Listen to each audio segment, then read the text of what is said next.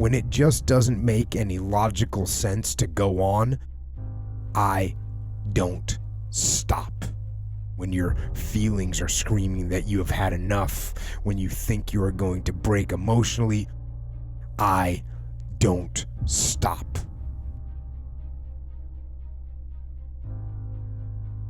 Where does the switch come from? The overdrive. The full-on destroyer that will not stop. I think this is something that is learned. And it is a hard lesson, and not everyone gets it. And it is an important lesson, a critical one. It is the thing that allows you to go the extra distance, to dig a little deeper, to push a little harder. It takes both emotion and logic to reach your maximum potential, to really give everything you have, to go beyond your limits. And when one fails, you need to rely on the other. When it just doesn't make any logical sense to go on, that's when you use your emotion, your anger, your frustration, your fear to push further, to push you to say one thing: I don't stop. When your feelings are screaming that you have had enough, when you think you are going to break emotionally, override that emotion with concrete logic and willpower that says one thing: I don't stop. Fight weak emotions with the power of logic. Fight the weakness of logic with the power of emotion.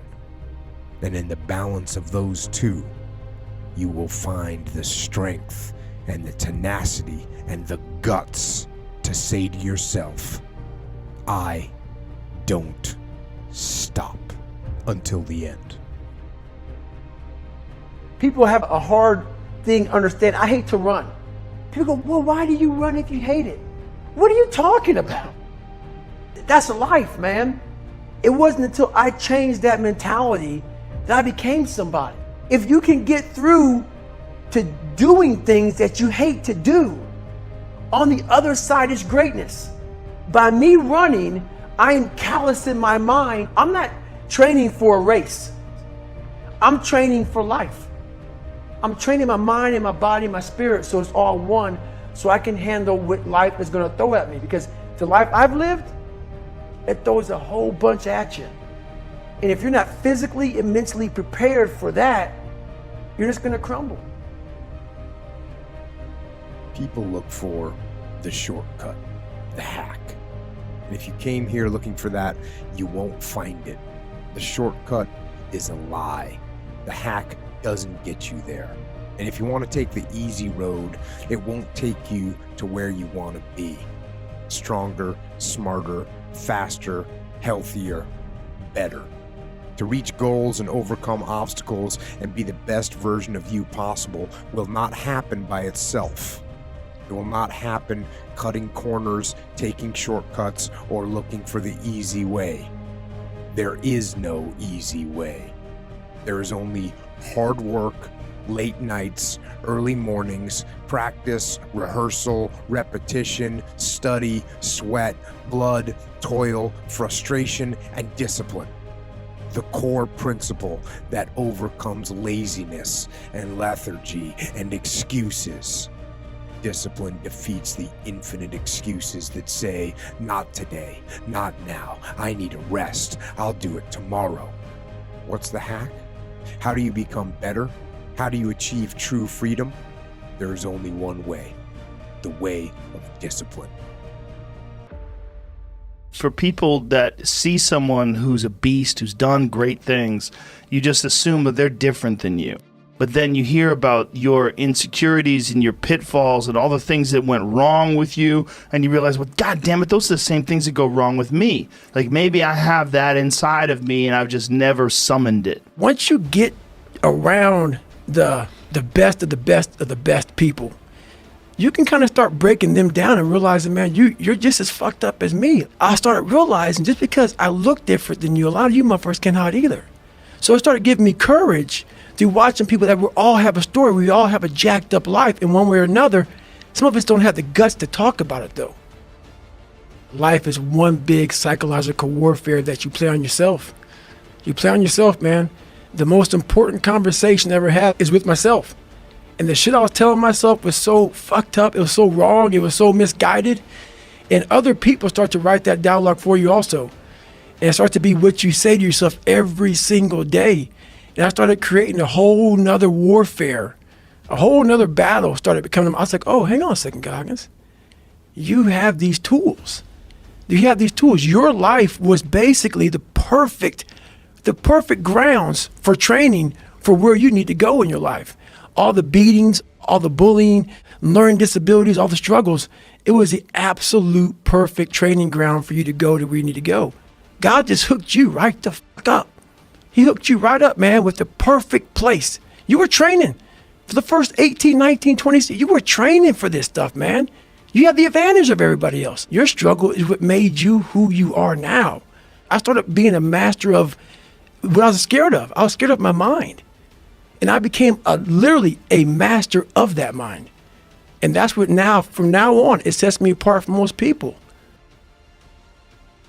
I always equated training to mental toughening. People waking up early and doing all these things, and it looked horrible. I was like, wow, man, I got to start doing that. Not to get better, bigger, and stronger, but that is what's going to build me. That looks uncomfortable. That looks brutal. And getting up early, I don't want to do that. So I made this long list of things I don't want to do. And through that, I found myself. Through discipline, through self-discipline, through repetition of things you don't want to do, you develop like an armor for your mind. Start to armor your mind, because your mind's like, okay, we suffer every day. It's what we do. We do stuff that sucks every day. So then when the suck stuff comes, you're ready for it. And that's how I started coming up. You know, I just started being very uncomfortable. And now it's like just a way of life. You should quit fucking quitting. You wanted to run a marathon, but every time you got frustrated, every time you got tired, every time you got winded, every time you got sore, you turned around and went back to the starting line and started over.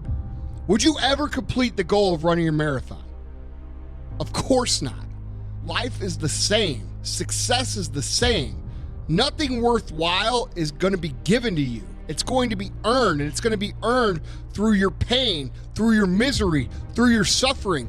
None of it's going to be easy. And the factor that separates almost every single person in life that's been successful is people that succeed quitting when things get hard. Quitting is a habit. Quitting is a mentality. It's a core value of people. They get a little bit down the road and either they don't finish, or they say, man, this is hard, I'm gonna try something else. Or man, this is hard, I'm gonna try doing this. You know, this isn't for me because it's fucking hard. It's all fucking hard. That's what you don't understand. Any path you take to get where you wanna be, if that place is worthwhile to go, it's gonna be fucking hard. So quit judging your quitting or you're wanting to do something else based upon how hard something is, because every single path that you could possibly take to get somewhere where you want to be is going to be hard. But that's what you have to understand. Struggle, pain, misery, frustration, those are signs and that you are A, on the right path, and B, making progress. Nobody that is where you want to be has gotten there without these struggles, without the bleeding, without the pain, without the depression, without the misery. Nobody. So what makes you think that you're going to be able to be that person that gets there with none of those things? Life is hard. Success is really hard. And if you want to be something big, you want to dream big, you want to be something great, you are going to have to learn to accept the struggle as part of the recipe. Every single day, you need to look yourself in the mirror and ask yourself, what am I willing to do to get what I want? And if the answer is whatever the fuck I have to, you'll probably get there in time. But if it's anything less, you won't.